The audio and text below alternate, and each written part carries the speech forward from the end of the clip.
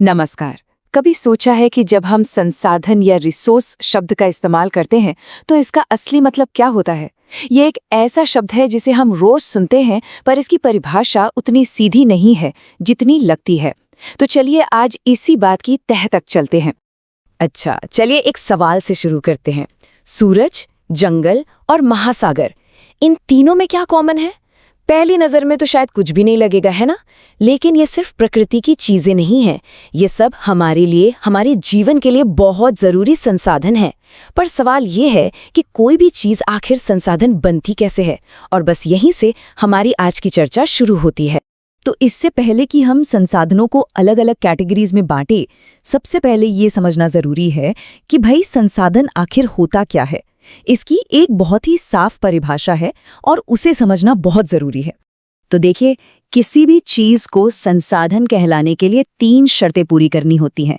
पहली, हमारे पास उसे इस्तेमाल करने की टेक्नोलॉजी होनी चाहिए। दूसरी, उसे निकालना या इस्तेमाल करना हमारी जेब पर भारी ना पड़े, मतलब इकोनॉमिकली फीजिबल हो। और तीसरी, सबसे जरूरी, हमारा समाज उसे अपनाने के लिए तैयार हो। सोचिए, जमीन के नीचे कितना भी तेल हो, वो तब तक बेकार है जब तक हमारे पास उसे निकालने की तकनीक और उसे इस्तेमाल करने की सामाजिक मंजूरी ना हो। ये तीनों चीजें मिलकर ही किसी वस्तु को एक कीमती संसाधन बनाती। अब ये जो लाइन है ना, ये इस पूरे टॉपिक का दिल है। संसाधन प्रकृति के मुफ्त उपहार नहीं है, वे मानवीय गतिविधियों का परिणाम है। इसका सीधा सा मतलब है कि प्रकृति में चीजें तो बस मौजूद हैं, लेकिन वो संसाधन तब बनती हैं जब इंसान, हम और आप अपनी बुद्धि, अपनी टेक्नोलॉजी और अपनी जरूरतों से उन्हें उपयोगी बनाते हैं। लोहा तो जमीन में हमेशा से था, पर उसे कार बनाना इंसान ने सीखा। इंसान ही है जो किसी भी चीज को वैल्यू देता है। ये प्रक्रिया एक मजबूत रिश्ते को दिखाती है। सोचिए, ये तीनों एक दूसरे से कैसे जुड़े हैं। प्रकृति हमें कोयले जैसा कच्चा माल देती है, फिर आती है टेक्नोलॉजी जो उस कोयले से बिजली बनाती है, उसे एक उपयोगी रूप देती है। और फिर आखिर में आती हैं संस्थाएं, जैसे सरकार या कंपनियां, जो उस बिजली को हमारे घरों तक पहुंचाने का पूरा सिस्टम बनाती हैं। इन तीनों में से एक भी कड़ी कमजोर हो तो विकास रुक जाता है। तो अब जब हम ये समझ गए हैं कि संसाधन क्या हैं, तो अब देखते हैं कि इन्हें कितने तरीकों से बांटा जा सकता है। हम इन्हें 4 अलग अलग लेंस से देखेंगे। पहला है उनकी उत्पत्ति के आधार पर, यानी वो आते कहाँ से हैं। उत्पत्ति के हिसाब से ये क्लासिफिकेशन बहुत ही सिंपल है। एक तरफ है जैविक संसाधन, यानी वो जो हमें जिंदा चीजों से मिलते हैं, जैसे पेड़ पौधों से लकड़ी, जानवरों से दूध या ऊन। और दूसरी तरफ है अजैविक संसाधन, जिनमें जान नहीं होती, जैसे कि जमीन, पानी, पहाड़ और खनिज। अब आते हैं दूसरे नजरिए पर, और सच कहूं तो ये शायद सबसे जरूरी क्लासिफिकेशन है। वो ये कि कोई संसाधन कितने समय तक चलेगा, ये समझना हमारे भविष्य के लिए बहुत बहुत जरूरी है। यहाँ 2 कैटेगरीज हैं।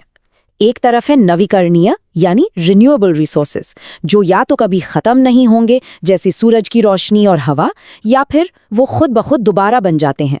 और दूसरी तरफ है अनवीकरणीय, यानी नॉन रिन्यूएबल, जिनका स्टॉक लिमिटेड है। इन्हें बनने में लाखों साल लग जाते हैं, जैसे कोयला और पेट्रोल। अगर हम इन्हें तेजी से इस्तेमाल करते रहे तो एक दिन ये हमेशा के लिए खत्म हो जाएंगे। हमारा तीसरा नजरिया है मालिकाना हक का, यानी इन रिसोर्सेज का मालिक कौन है, इन पर कंट्रोल किसका है। ये क्लासिफिकेशन हमें बताता है कि संसाधनों का मैनेजमेंट कैसे होता है। यहाँ 4 लेवल हैं। सबसे पहले व्यक्तिगत, यानी किसी की अपनी प्रॉपर्टी, जैसे किसी का घर या खेत। फिर आता है सामुदायिक, जिस पर पूरे गांव या समाज का हक हो, जैसे कोई पार्क या तालाब। इसके बाद है राष्ट्रीय संसाधन, जो पूरे देश की संपत्ति हैं, जैसे हमारी नदियां, जंगल या खनिज। और आखिर में आते हैं अंतर्राष्ट्रीय संसाधन, जैसे खुला समंदर, जो किसी भी देश की सीमा से 200 नॉटिकल मील के बाद शुरू होता है। इस पर किसी एक देश का हक नहीं होता, बल्कि अंतर्राष्ट्रीय संस्थाएं मिलकर इसके नियम तय करती हैं। और अब आते हैं हमारे आखिरी और सबसे इंटरेस्टिंग क्लासिफिकेशन पर। ये इस आधार पर है कि किसी संसाधन का हमने कितना विकास किया है या हम उसे कितना इस्तेमाल कर पा रहे हैं। इस टेबल को जरा ध्यान से समझते हैं। संभावित, यानी पोटेंशियल रिसोर्स, वो है जो हैं तो पर हम उनका पूरा फायदा नहीं उठा रहे, जैसे राजस्थान में सोलर एनर्जी की अपार संभावनाएं। विकसित वो हैं जिनका सर्वे हो चुका है, हमें पता है कि वो कितने हैं और हम उन्हें इस्तेमाल भी कर रहे हैं, जैसे कोयला और पेट्रोल। भंडार या स्टॉक वो हैं जो मौजूद तो हैं पर हमारे पास उन्हें इस्तेमाल करने की टेक्नोलॉजी ही नहीं है।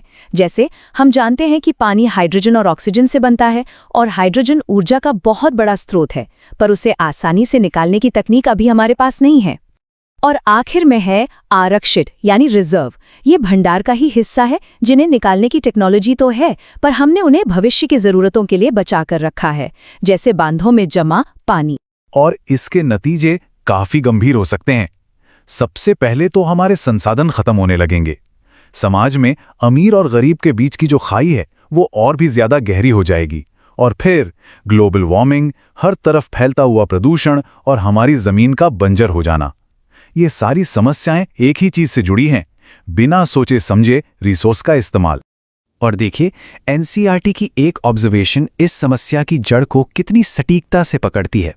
इसमें कहा गया है कि जब रिसोर्सेज कुछ ही लोगों के हाथों में जमा हो जाते हैं तो समाज साफ साफ दो हिस्सों में बंट जाता है। एक तरफ वो जिन्हें हैव्स कहा जाता है और दूसरी तरफ वो जिन्हें हैव नॉट्स कहते हैं। तो ये बंटवारा दिखता कैसा है? एक तरफ है हैव्स, मतलब वो लोग जिनके पास बहुत सारे रिसोर्सेज का कंट्रोल है और डेवलपमेंट का सारा फायदा भी उन्हें ही मिलता है। और दूसरी तरफ है हैव नॉट्स, जिन तक जरूरी चीजें भी नहीं पहुंच पाती और वो आर्थिक तौर पर बहुत पीछे रह जाते हैं। तो क्या इस मुश्किल का कोई हल है, कोई रास्ता है? जी बिल्कुल है, और वो रास्ता है सस्टेनेबल डेवलपमेंट का, यानी भविष्य के लिए एक बेहतर प्लानिंग। चलिए समझते हैं कि ये है क्या। सस्टेनेबल डेवलपमेंट का मतलब अगर सीधे सरल शब्दों में समझे तो ये है कि हम आज अपनी ज़रूरतें इस तरह से पूरी करें कि हमारी आने वाली पीढ़ियों को अपनी ज़रूरतें पूरी करने में कोई दिक्कत ना हो। ये आज और कल के बीच एक बैलेंस बनाने जैसा है। इस शानदार आइडिया को पूरी दुनिया में एक बड़ी पहचान मिली साल 1992 में। ब्राजील के रियो डी जेनेरो शहर में हुआ था अर्थ समिट। ये सच में एक ऐतिहासिक मौका था। इस समिट का एक बहुत बड़ा नतीजा था एजेंडा 21। ये सिर्फ कोई डॉक्यूमेंट नहीं था, बल्कि सस्टेनेबिलिटी के लिए एक ग्लोबल एक्शन प्लान था। इसका मकसद था गरीबी और पर्यावरण को हो रहे नुकसान, इन दोनों से एक साथ निपटना। और इसकी सबसे खास बात यह थी कि इसने कहा कि बदलाव नीचे से शुरू होना चाहिए, यानी हर लोकल गवर्नमेंट को अपना लोकल एजेंडा 21 बनाना चाहिए। अच्छा, ये तो हो गई दुनिया की बात। अब देखते हैं कि भारत इस थ्योरी को प्रैक्टिस में कैसे लाता है। भारत के पास रिसोर्स प्लानिंग के लिए एक बहुत ही सधा हुआ 3 स्टेप का प्लान है। तो पहला स्टेप है आइडेंटिफिकेशन और इन्वेंट्री। इसका मतलब देश भर में सर्वे करना, मैपिंग करना और ये पता लगाना कि हमारे पास कौन कौन से रिसोर्सेज हैं और कितनी मात्रा में हैं। दूसरा स्टेप है एक प्लानिंग स्ट्रक्चर तैयार करना। इसके लिए सही टेक्नोलॉजी, स्किल्स और मजबूत इंस्टीट्यूशंस की जरूरत पड़ती है। और फिर आता है तीसरा और सबसे जरूरी स्टेप, अपनी रिसोर्स प्लानिंग को देश के ओवरऑल डेवलपमेंट प्लान्स के साथ जोड़ना। पर इतनी सारी प्लानिंग की जरूरत क्यों है?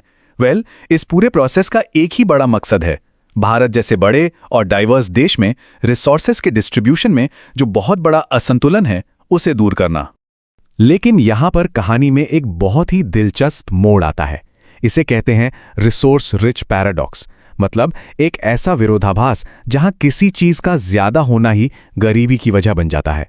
सवाल ये उठता है कि आखिर ऐसा क्यों है कि कुछ इलाके रिसोर्सेज से तो भरे पड़े हैं लेकिन फिर भी आर्थिक तौर पर पिछड़े हुए हैं। कुछ उदाहरण देखते हैं। झारखंड और छत्तीसगढ़ जैसे राज्य खनिजों से भरपूर हैं लेकिन आर्थिक रूप से काफी पिछड़े हैं। वहीं राजस्थान में सौर और पवन ऊर्जा की जबरदस्त क्षमता है लेकिन वहां पानी की बहुत कमी है। यही है वो पैराडॉक्स। तो ऐसा होता क्यों है? इसके पीछे ना कई वजह हैं और वो भी काफी गहरी। एक तो ये कि उन रिसोर्सेज को प्रोसेस करने के लिए शायद जरूरी टेक्नोलॉजी ही ना हो। दूसरा, जो इंस्टीट्यूशनल सपोर्ट या इंफ्रास्ट्रक्चर चाहिए वो बहुत कमजोर हो। और एक ऐतिहासिक वजह भी है जिसे हम नजरअंदाज नहीं कर सकते, कॉलोनियल दौर का शोषण। उस दौर में इन इलाकों का इतना एक्सप्लॉयटेशन हुआ कि उसका असर आज भी महसूस होता है। और आखिर में ये पूरा मुद्दा सिर्फ प्लानिंग और पॉलिसी का नहीं रह जाता, ये हमें कंजर्वेशन यानी संरक्षण के बारे में एक गहरे दार्शनिक सवाल तक ले आता है। संरक्षण पर एक अंतिम विचार, और ये विचार गांधी जी के इस एक वाक्य में छिपा है, धरती पर हर किसी की जरूरत के लिए काफी है लेकिन किसी एक के भी लालच के लिए नहीं। ये बात हमें एक बहुत जरूरी चीज याद दिलाती है कि संरक्षण सिर्फ कोई पॉलिसी नहीं बल्कि एक नैतिक जिम्मेदारी है। और असली चुनौती शायद यही है कि हम जरूरत और लालच के बीच की उस पतली सी लाइन को पहचान पाते हैं या नहीं। लेकिन आगे बढ़ने से पहले एक सवाल है। भारत का सबसे जरूरी गैर नवीकरणीय यानी नॉन रिन्यूएबल रिसोर्स, मतलब जिसे हम दोबारा बना नहीं सकते, वो क्या है? सोचकर देखिए। कोयला, पानी, क्या हो सकता है? इसका जवाब जितना आसान है ना, उतना ही गहरा भी है, और वो है भूमि। जी हाँ, जमीन। यही तो वो फाउंडेशन है, वो नींव है जिस पर हमारा समाज, हमारी अर्थव्यवस्था, अरे हमारी पूरी जिंदगी टिकी हुई है। और सबसे बड़ी बात, ये नींव लिमिटेड है।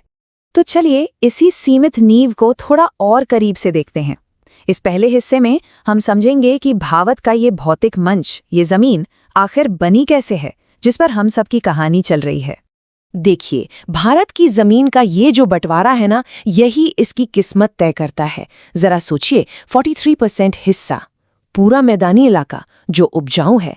यही वजह है कि हम इतनी बड़ी आबादी का पेट भर पाते हैं। फिर है 30% विशाल पर्वत जो हमारी जीवन देने वाली नदियों का सोर्स है। और बचा हुआ 27% वो है पठार, खनिजों का खजाना जो हमारी इंडस्ट्री की लाइफलाइन है। हर हिस्से का एक खास रोल है, एक मकसद है। तो ये जमीन आखिर करती क्या है? ये सिर्फ मिट्टी नहीं है, ये असल में हमारी तरक्की के स्तंभों को, हमारे पिलर्स ऑफ प्रोग्रेस को थामे हुए है। हमारी खेती, हमारी सड़कें, हमारे शहर और हमारी इंडस्ट्री, सब कुछ, हर एक चीज इसी पर तो खड़ी है। सच तो ये है कि इस जमीन के बिना विकास का कोई भी सपना पूरा हो ही नहीं सकता। तो ये तो हुई जमीन की अहमियत। लेकिन एक बड़ा सवाल है, क्या हम इस कीमती संसाधन का इस्तेमाल सही तरीके से कर रहे हैं? चलिए, अब वक्त है भूमि का लेखा जोखा करने का। अगर हम भारत की जमीन के इस्तेमाल को देखें तो इसे 5 मेन कैटेगरीज में बांटा जा सकता है। पहले हैं जंगल यानी फॉरेस्ट्स। दूसरे वो जमीन जो खेती के लिए अवेलेबल नहीं है, जैसे बंजर जमीन या जहां शहर सड़कें बनी हैं। तीसरे नंबर पर आती है वो अनकल्टिवेटेड जमीन, जहां खेती हो तो सकती है पर हो नहीं रही। चौथा है पड़ती भूमि, जिसे कुछ वक्त के लिए खाली छोड़ा जाता है ताकि उसकी उपजाऊ शक्ति लौट आए। और आखिर में वो हिस्सा जहां असल में हमारी फसलें उगती हैं। यहाँ एक जरूरी टर्म समझना होगा, सकल फसली क्षेत्र या ग्रॉस क्रॉप्ड एरिया। अब ये शुद्ध बोए गए क्षेत्र से अलग है। कैसे? देखिए, इसका मतलब है वो कुल क्षेत्रफल जिस पर फसलें बोई जाती हैं। इसमें वो जमीन भी शामिल है जहां साल में 1 से ज्यादा बार बुआई होती है। तो ये हमारी खेती की प्रोडक्टिविटी को मापने का एक बेहतर तरीका है। लेकिन ये कहानी सिर्फ इस्तेमाल की नहीं है, ये एक संघर्ष की कहानी भी है। हमारी जमीन आज बहुत ज्यादा दबाव में है। तो अब अगले हिस्से में इस दबाव में भूमि के पीछे की वजहों और इसके खतरनाक नतीजों को समझेंगे। तो हमारी जमीन को ये चोट लग कैसे रही है? वजह है ज्यादातर हमारी अपनी गतिविधियां हैं। जंगलों का सफाया, जानवरों से हद से ज्यादा चराई, बेतरतीब खनन, जरूरत से ज्यादा सिंचाई जो जमीन को बंजर बना रही है, और फैक्ट्रियों से निकलने वाला जहरीला कचरा। ये सब मिलकर धीरे धीरे हमारी जमीन की जान ले रहे हैं। और इन घावों का असर हम सब पर पड़ता है। मिट्टी अपनी ताकत खो देती है, जिसका मतलब है हमारी थाली तक आने वाला अनाज कम हो जाता है। पानी और मिट्टी दोनों जहरीले हो जाते हैं और नतीजा, उत्पादकता में भारी गिरावट। सीधी सी बात है, हमारी जमीन अब हमें उतना नहीं दे पा रही जितना पहले देती थी। तो क्या कहानी यहीं खत्म हो जाती है? बिल्कुल नहीं। जहां समस्या है वहां समाधान भी होता है। तो चलिए अब चलते हैं संरक्षण के रास्ते पर और देखते हैं कि एक बेहतर भविष्य कैसे बनाया जा सकता है। देखिए, हर चुनौती का एक जवाब है। जंगलों की कटाई की समस्या है तो उसका समाधान है नए जंगल उगाना। बेहिसाब चराई का जवाब है चराई को नियंत्रित करना। अनियंत्रित खनन का जवाब है मजबूत नियम और कानून। और औद्योगिक कचरे का जवाब है बेहतर वेस्ट मैनेजमेंट। ये समाधान मुश्किल नहीं है, बस इन्हें लागू करने की इच्छा शक्ति चाहिए। तो सबसे जरूरी बात जो हमें याद रखनी है वो ये है कि भूमि का भविष्य ही राष्ट्र का भविष्य है। ये सिर्फ एक नारा नहीं है, ये वो सच्चाई है जिससे हमारा वजूद, हमारा अस्तित्व जुड़ा है। मिट्टी एक जीवित प्रणाली है। सुनने में कितना सिंपल लगता है ना, लेकिन सोचिए, ये एक लाइन हमारे पूरे नजरिए को बदल कर रख देती है। ये मिट्टी को एक बेजान चीज से एक जिंदा धड़कते हुए इकोसिस्टम में बदल देती है, जो खरबों माइक्रो ऑर्गेनिजम्स का घर है। हमारे पैरों के ठीक नीचे एक पूरी दुनिया है। तो सवाल तो यही है कि अगर मिट्टी वाकई में एक लिविंग सिस्टम है, तो फिर ये बनती कैसे है? इसका जवाब इसके बनावट की जटिलता और इसे बनने में लगने वाले अविश्वसनीय समय में छिपा है। देखिए, मिट्टी का बनना कोई जादू नहीं है, बल्कि एक बहुत ही धीमी और कॉम्प्लेक्स प्रोसेस है। ये 5 मुख्य चीजों का नतीजा है। मूल चट्टान, मतलब जिस पत्थर से ये बनती है, उस जगह की जलवायु, धरातल कैसा है, वहां वनस्पति कैसी है, और सबसे जरूरी समय। सोचिए, सिर्फ 1 इंच उपजाऊ मिट्टी बनने में हजारों साल लग जाते हैं, हजारों। और यही वजह है कि इसे नॉन रिन्यूएबल माना जाता है, जिसे बचाना बेहद जरूरी है। तो चलिए अब भारत की मिट्टी का एक सफर शुरू करते हैं। देखते हैं कि हमारे देश के अलग अलग कोनों में कैसी कैसी मिट्टी मिलती है। हर मिट्टी की अपनी एक अलग कहानी है। इस सफर में हमारा पहला स्टॉप है जलोढ़ मिट्टी। ये भारत की सबसे उपजाऊ और शायद सबसे महत्वपूर्ण मिट्टियों में से एक है। ये मिट्टी आपको मिलेगी ज्यादातर उत्तरी मैदानों में। असल में हिमालय से जो नदियां आती हैं ना, वो अपने साथ जो गाद लाती हैं, उसी से ये बनती है। और इसकी फर्टिलिटी का तो क्या ही कहना। इसीलिए तो इस इलाके को भारत का अन्न का कटोरा भी कहते हैं। चावल, गेहूं, गन्ना, सब कुछ यहां बहुतायत में उगता है। चलिए अब आगे बढ़ते हैं काली मिट्टी की तरफ। इसका एक और बड़ा पॉपुलर नाम है रेगूर। ये आपको मिलेगी दक्कन के पठार में। और इसकी सबसे बड़ी खासियत, इसकी सबसे बड़ी खूबी जानते हैं क्या है? ये नमी को सोखकर उसे बहुत देर तक बनाए रख सकती है। और इसी कमाल के गुण की वजह से ये कपास की खेती के लिए मतलब परफेक्ट है। इसीलिए तो इसे कपास वाली काली मिट्टी भी कहते हैं। सफर को आगे बढ़ाते हैं और अब हम पहुंचते हैं उन इलाकों में जहां जमीन लाल और पीले रंग की दिखती है। ये मिट्टी उन जगहों पे बनती है जहां बारिश थोड़ी कम होती है। इसका जो लाल रंग है ना, वो इसमें मौजूद लोहे के कणों की वजह से आता है। हाँ, ये जलोढ़ या काली मिट्टी जितनी उपजाऊ नहीं होती। अच्छा, अब चलते हैं एक ऐसे इलाके में जहां मौसम और मिट्टी का मिजाज बिल्कुल अलग है। यहां हमें मिलती है लैटेराइट मिट्टी। ये मिट्टी उन जगहों पर बनती है जहां बारिश मतलब बहुत ज्यादा बारिश होती है। अब इतनी बारिश से होता क्या है कि मिट्टी के जो जरूरी पोषक तत्व हैं वो पानी में घुलकर नीचे चले जाते हैं। इसी प्रोसेस को लीचिंग कहते हैं। लेकिन इंटरेस्टिंग बात यह है कि पोषक तत्वों की कमी के बावजूद ये मिट्टी चाय, कॉफी और काजू जैसी फसलों के लिए एकदम परफेक्ट बैठती है। चलिए अब सफर में रुख करते हैं भारत के सूखे यानी एरिड इलाकों का। यहाँ की मिट्टी का कैरेक्टर एकदम अलग है। यहाँ की मिट्टी जो आपको ज्यादातर राजस्थान में मिलेगी वो रेतीली और खारी होती है। जाहिर है यहाँ खेती के लिए सिंचाई की बहुत ज्यादा जरूरत पड़ती है। पर हाँ, अगर सही से इरिगेशन हो तो यहाँ भी अच्छी फसलें उगाई जा सकती हैं। और अब इस सफर का आखिरी पड़ाव, पहाड़ी और जंगली इलाके, जहां हमें मिलती है वन मिट्टी। ये मिट्टी पहाड़ी इलाकों में मिलती है और इसकी खासियत ये है कि इसकी नेचर ऊंचाई के साथ साथ बदलती रहती है। जैसे पहाड़ों की ढलानों पर ये उतनी उपजाऊ नहीं होती, लेकिन जो नदी घाटियां हैं वहां ये काफी फर्टाइल होती है। तो हमने देखा कि भारत में मिट्टी की कितनी रिच डाइवर्सिटी है। पर इस कहानी का एक दूसरा थोड़ा स्याह पहलू भी है।